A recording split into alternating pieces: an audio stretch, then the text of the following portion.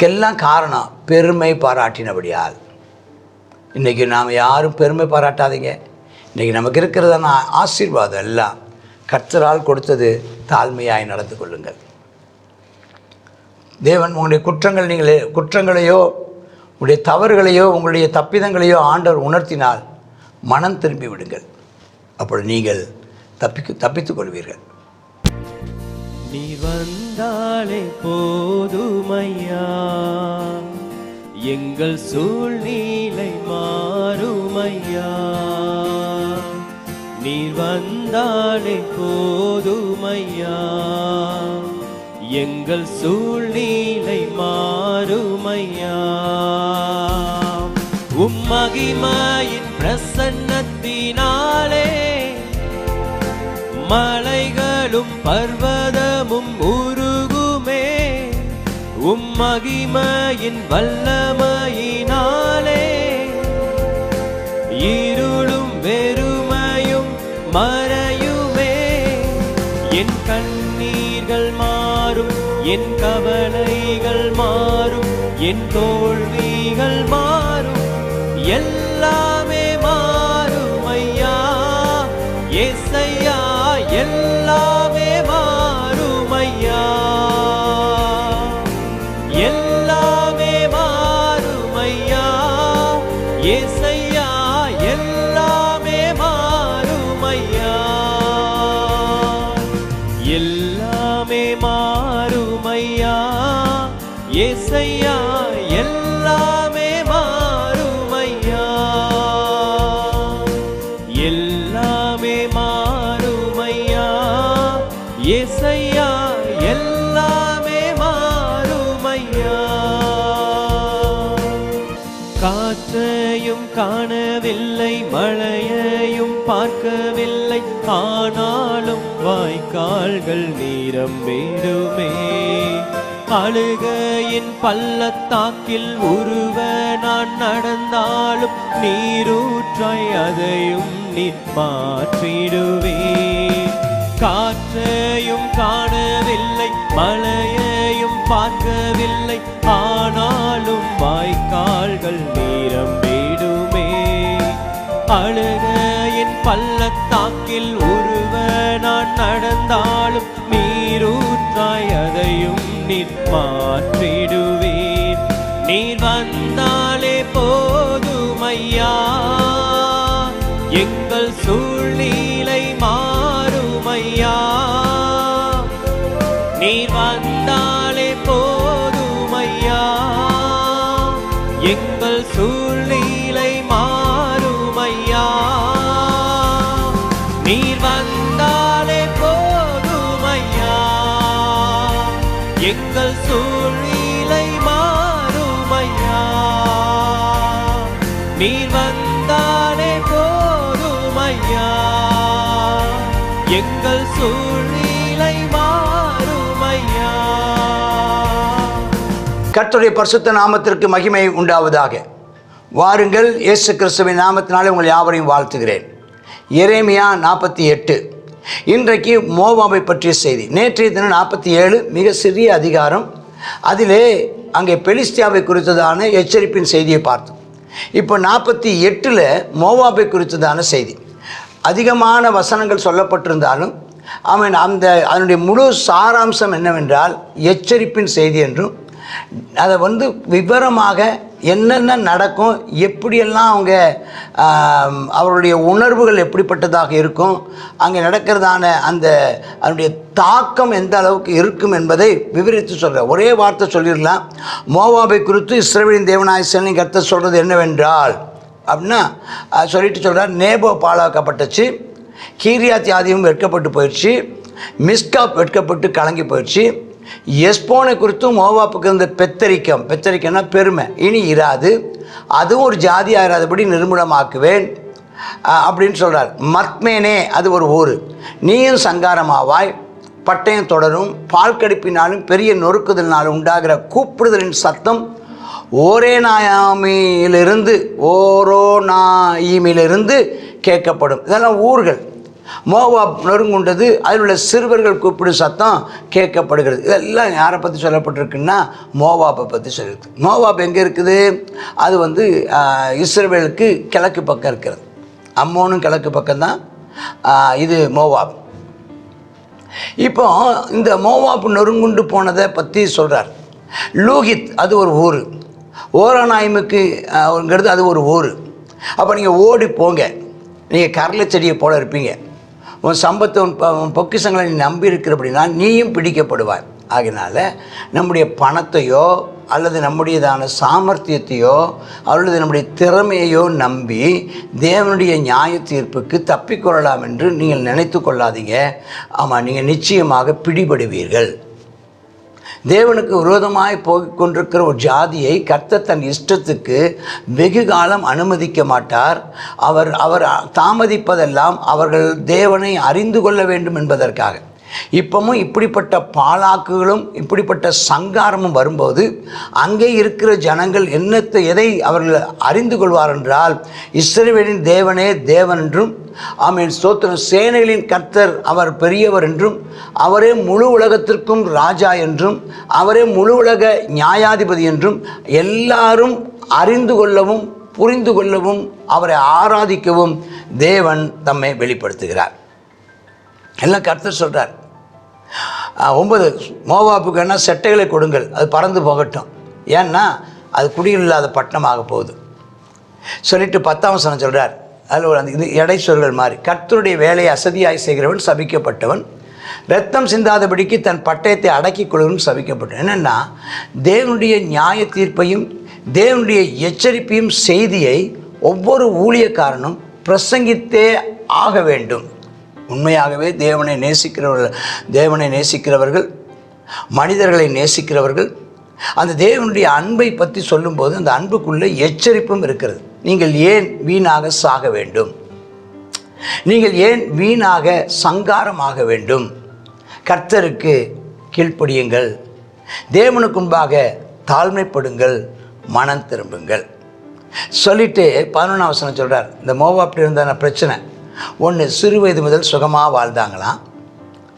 ஒரு பாத்திரத்திலிருந்து மறு பாத்திரத்தில் வார்க்கப்படாமல் வண்டல்கள் மேல் அசையாமல் இருந்துச்சான். அப்படின்னா என்ன அர்த்தம்னா, பொதுவாக ஒரு பாத்திரத்தில் வைப்பாங்களாம் திராட்சை ரசத்தை, அப்படியே அந்த வண்டல்லாம் கீழே வந்ததுக்கப்புறம் அந்த மேலே உள்ள தெளிவானதை இன்னொரு பாத்திரத்துக்கு மாற்றுவாங்களாம்.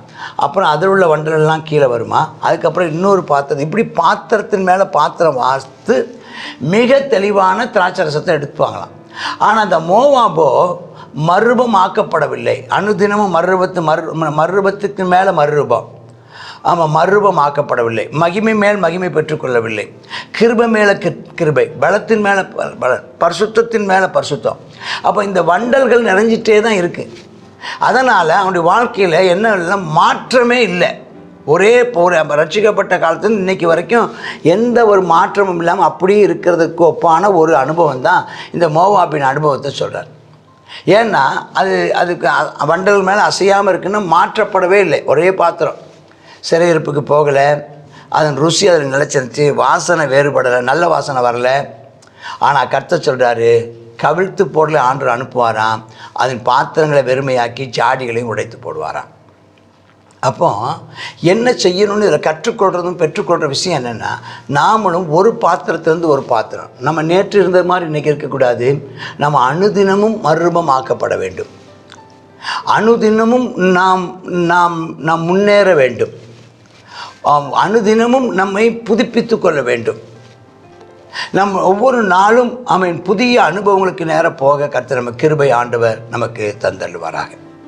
சரி, மோவாப்பு அழிந்தது. 15ஆம் வசனம், பட்டணங்கள் எரிஞ்சு போச்சு. திறமையுள்ள வாலிபர்கள் கொலைக்களத்தில் இறங்குறாங்க. அப்போ என்று கர்த்தர் என்னும் நாமம் இல்லை ராஜா சொல்கிறார். மோவாப்புக்கு ஆபத்து சமீபமாக இருக்குது, தீங்கு வருகிறது. அப்போ தீபோன் அது ஒரு ஊர், தீபோனை பற்றி சொல்கிறாங்க. ஆரோவேர் அப்படின்னு ஒரு ஊரை பற்றி அங்கே சொல்லப்பட்டிருக்கிறது. அவங்களுக்கு ஆபத்து வரும்னு சொல்லப்படுது. மோவாப் முறியடிக்கப்படும் சொல்கிறாங்க. ஆர்னோனில் அந்த ஒரு தேசத்தில் சொல்லுங்கள். ஓலோன் மேலே, யாத்சாவின் மேலே, மேப்காத் மேலே, தீபான் மேலே, நேபோவின் மேலே, பெத்லிப்பாலாத்தாயிமின் மேலே நிறைய ஊர், கீரியாத்தாயிம், இந்த மாதிரி ஊர்கள் மேலே எல்லாம் ஆண்டவருடையதான அவன் நியாய தீர்ப்பு வரும் என்று சொல்லப்பட்டிருக்கிறது. இந்தியாவில் அப்போ என்னென்னா ஒரு பொதுவாக ஒன்றை சொல்லாமல் குறிப்பாக ஆண்டவர் ஒன்றை சொல்லுகிறதை பார்க்குறோம்.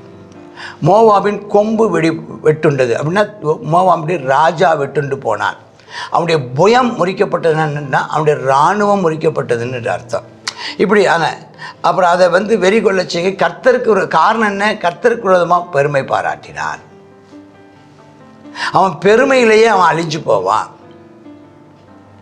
அப்போ இன்னொன்று சொல்கிறான் 27, இஸ்ரவேலுக்கு பரியாசமாக இருந்தான் அல்லவா, அவன் திருடருக்குள் கண்டுபிடிக்கப்பட்டானோ, நீ அவனை குறித்து பேசுகிற போதெல்லாம் தலையை துலுக்குகிறாயே. அப்போ தேவ ஜனமாகிய இஸ்ரவேல் ஜனங்களுக்கு ஆபத்து வந்தபோது இவன் ரொம்ப பேசியிருக்கிறான். யார்? இந்த மோவாப். அதனால் சொல்கிறாரு, நீங்களும் என்ன செய்வீங்க? துரத்தப்படுவீங்க. அவனை பற்றி சொல்லப்பட்டிருக்கு, மெத்த பெருமைக்காரனா, அவனுடைய பெருமை, அவனுடைய மேட்டிமை, அவனுடைய அகந்தை, அவனுடைய பெத்தரிக்கம்னு சொன்னால் இந்த சொல்கிறாங்களா, ரொம்ப தென்னவட்டுன்னு ஒரு வார்த்தை சொல்கிறாங்க பார்த்தீங்களா, ரொம்ப திமிருன்னு சொல்கிறாங்க இல்லைவா, அது மாதிரி பெத்தரிக்கத்தையும் இருதயத்தின் மேட்டி. ஒரே வார்த்தை, பெருமைக்காரன் சும்மா சொல்லி முடிச்சிடலாம். ஆனால் பெருமைக்காரங்கிறாரு, மெத்த பெருமைக்காரங்கிறாரு, மேட்டிமைங்கிறாரு, அகந்தங்கிறாரு, பெத்தரிக்கங்கிறாரு, இருதயத்தின் மேட்டிமைங்கிறாரு. இதெல்லாம் பார்த்து அதுக்கப்புறம் மூர்க்கங்கிறாரு, அதுக்கப்புறம் வீம்புங்கிறாரு. ஒன்றும் செல்லுபடி ஆகாதுன்னு சொல்கிறார். அல்லேலூயா. கடைசி என்ன ஆகுமா? 31 வசனத்தில் அது அலறுமா, அது கூக்கரலிடுமா, அது பெருமூச்சு விடுமா. அது பாருங்கள். அப்போ அந்த அளவுக்கு என்னென்னா பாழாக்குதல் வரப்போகுதா, அது மேலே ஆபத்து வரப்போகுதா. அங்கே இருந்து 33 வசனம், சந்தோஷம் போயிடுமா, களிப்பு போயிடுமா, திராட்சரசம் போயிடுமா, அதெல்லாம் அதுக்கப்புறம் அங்கே பாடல் இல்லை, அங்கே அது வெறுமன அலறுதல் தான் அங்கே இருக்குமா. அதுக்கப்புறம் 34 வசனத்தில் பார்த்திங்கன்னா ஒரு பெரிய கூக்குரல் ஏற்படுமா. 3 வயது கடாரியைப் போல் சோவார் துவக்கி ஒரானாயிமின் மட்டும் சத்தமிடுவாங்களாம். அந்த கூக்குரல் இடுதுமா, அந்த இது அது என்று அதிகமாக சத்தமிடுகிற ஒரு அந்த 3 வயசு கடாரி சத்தமிடுமா. அதை மாதிரி சத்தமிடுமா. அதாவது அது ஒரு அங்கலாய்ப்பின் சத்தம், அடங்காத சத்தம், அது ஒரு அலறுதலின் சத்தம், அது ஒரு தேவையின் நிமித்தம் ஏற்பட்ட சத்தம். அதுக்கப்புறம் ஜலங்கள் வற்றி போகுமா. எல்லாரையும் இந்த பலியிடுகிறவன் தூபம் காட்டுறவன்லாம் ஓய பண்ணுவாரா. மோவாப்புக்கு வரப்போகுது. அப்படி இருதயம் நாகசுரம் போல துயரமாக துணிக்குமா. ஐஸ்வர்யம் எல்லாம் அழிஞ்சு போயிடுமா. தலைகளெல்லாம் மொட்டையடிக்கப்படுமா, தாடிகளெல்லாம் கத்தரிக்கப்படுமா, கைகளெல்லாம் கீறுதலும் ரெட்டுடுப்புமா இருக்குமா. தெருக்களில் ஏக புலம்பல் உண்டாகுமா. விரும்பப்படாத பாத்திரம், வீட்டில் ரொம்ப நாளாக யூஸ் பண்ணி விரும்பப்படாத பாத்திரத்தை தூக்கி வெளியே எறிகிற மாதிரி, பாத்ரூம் உபயோகப்படுத்துகிற பாத்திரத்தை தூக்கி எறிகிற மாதிரி ஆண்டவர் தூக்கி எறிந்து உடைத்து போடுவாராம். அதில் இருக்கிறதான இந்த களிமண் பாத்திரம், மண் பாத்திரம், மண்பானை. மோவாப் முறிந்து போயிற்று, அது புறமுதுகோட்டு ஓடுமா. சொல்லிட்டு 40 ஒரு கழுகை போல் ஒருத்தன் வருவானா. அவன் வரும்போது எல்லாம் பிடிக்கப்படுமா. 42 இதுக்கெல்லாம் காரணம் பெருமை பாராட்டினபடியால். இன்றைக்கி நாம் யாரும் பெருமை பாராட்டாதீங்க. இன்றைக்கி நமக்கு இருக்கிறதான ஆசீர்வாதம் எல்லாம் கர்த்தரால் கொடுத்தது. தாழ்மையாய் நடந்து கொள்ளுங்கள். தேவன் உங்களுடைய குற்றங்களையோ உங்களுடைய தவறுகளையோ உங்களுடைய தப்பிதங்களையோ ஆண்டவர் உணர்த்தினால் மனம் திரும்பி விடுங்கள். அப்பொழுது நீங்கள் தப்பித்துக் கொள்வீர்கள். எல்லாம் சொல்லிட்டு வந்துட்டு 47 வசனத்தில் பாருங்கள். ஆனாலும் இதுதான் தேவனுடையதான நம்பிக்கையின் வார்த்தை. கடைசி நாட்களில் மோவாபின் சிறையிருப்பை திருப்புவேன் என்று கர்த்தர் சொல்கிறார். மோவாபின் மேல் வரும் நியாய தீர்ப்பின் செய்தி இத்தோடு முடிந்தது. அப்போ பெலிஸ்தியா எகிப்துக்கு கொடுத்தாரு, அதுக்கப்புறம் அம்மோனு கொடுத்தாரு, இப்போது மோவாப் கொடுக்குறாரு. இப்போ சொல்கிறாரு அதுவும் கடைசி நாளில் மனம் திரும்பும் என்று சொல்கிறார். கர்த்தருக்கே மகிமை உண்டாவதாக.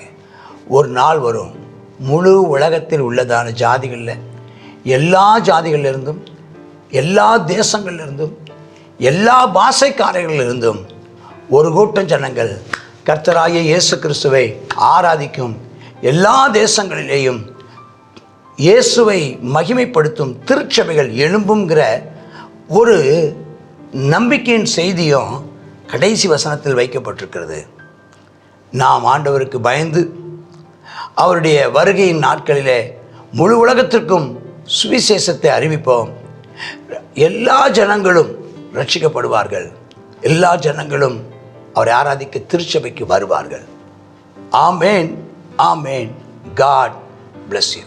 எரேமியா 48வது அதிகாரத்தில் மோவாப் தேசத்தை குறித்து நம்ம இந்த இடத்துல பார்க்குறோம். இந்த மோவாப் தேசத்து அதற்கும் விரோதமாக கர்த்தர் எழும்புகிறதான காரியத்தை குறித்து பார்க்குறோம். காரணம் என்னென்னு சொன்னால், மோவாப் என்ன செய்தானா, தன்னுடைய நம்பிக்கையை தன்னுடைய சம்பத்தின் மேலேயும் தன்னுடைய செல்வத்தின் மேலேயும் வைத்திருந்தான் அப்படின்னு சொல்லி இதில் பார்க்குறோம். அது மாத்திரமல்ல, கர்த்தருக்கு விரோதமாக என்ன செய்தானா, பெருமை பாராட்டினானா. கர்த்தருக்கு விரோதமாக என்ன செய்தான், வேறு என்ன செய்தான்னு சொன்னால், மெத்த பெருமைக்காரனாக இருந்தான், மனமேட்டிமை உள்ளவனாக இருந்தானா அவன். அது மாத்திரம் இல்லை, இஸ்ரவேல் ஜனங்களுக்கு விரோதமாக இஸ்ரவேல் ஜனங்கள் பிடிபட்டு போகும்போது தலையை துருக்கி பரியாசம் பண்ணினான் என்று சொல்லி பார்க்குறோம். ஆகையினால கர்த்தர் என்ன செய்கிறாரா, அந்த மோவாபுக்கும் ஒரு தண்டனையை அனுப்புகிறார் என்று சொல்லி பார்க்குறோம். அவனுக்கு விரோதமாகவும் பாழாக்குகிறவன் வருகிறான்.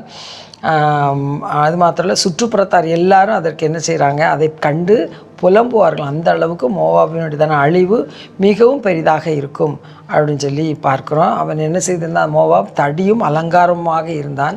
ஆனால் அவனுடைய ராஜாவையும் இராணுவ வீரர்களையும் பராக்கிரமசாலிகளையும் கர்த்தர் அழித்து போடுவேன் என்று சொல்லுகிறார்.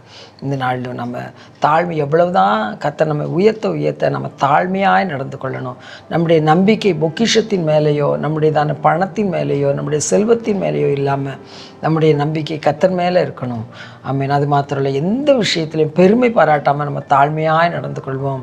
ஆமீன். இன்னொன்று, தேவனுடைய ஜனங்களை, தேவனுடைய பிள்ளைகளை ஆமீன் நம்ம அற்பமாக எண்ணக்கூடாது, பரியாசம் பண்ணக்கூடாது. ஆமீன். அவர்களுக்காக நம்ம ஜெபிக்கிறவர்களாய் காணப்பட கர்த்தர் நமக்கு உதவி செய்யும். தேவனுடைய பிள்ளைகளுக்காக நம்ம ஜெபிக்கணும். தேவனுடைய பிள்ளைகளுக்காக நம்ம மன்றாடணும். ஆமீன். தேவன் இந்த நேரத்தில் அவங்களாம் அடித்ததுக்கு காரணம் என்னன்னு சொல்லி நாமளும் விமர்சனம் பண்ணாதபடிக்கு, கர்த்தாவே நமக்கும் அதே அடி விழப்போகுதுன்றதை நினச்சி நாம் மனம் திரும்ப கர்த்தர் நமக்கு உதவி செய்வாராக. ஜெபம் பண்ணும். கர்த்தாவே ஸ்தோத்திரப்பா, இந்த நாளிலும் ஆமீனப்பா அந்த மோவாப் செய்ததான காரியத்தை பார்க்குறோம்.